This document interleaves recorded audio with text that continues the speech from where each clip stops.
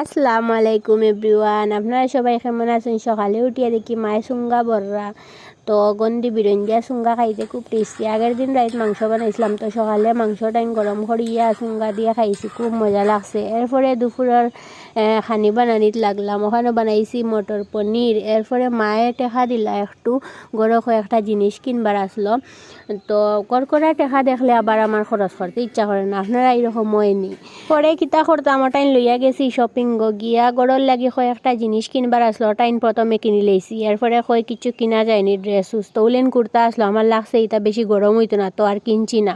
ভিড় কম আসলো দেখিয়া কয়েকটা ক্লিপ লইছি। এরপরে একটা নাইট ড্রেস ভাল লাগ গেছে, কই লইলাই, তো নাইট ড্রেস একটা লইছি। লইয়া এরপরে আর কিতা করতাম, একটু সময় ঘুরিয়া উড়িয়া ভিডিও সিডিও করিয়া এরপরে ফুচকা খাইয়া গড়ো আই যাইমু। ব্লগ ভাল লাগলে লাইক করবা। Tata, bye bye.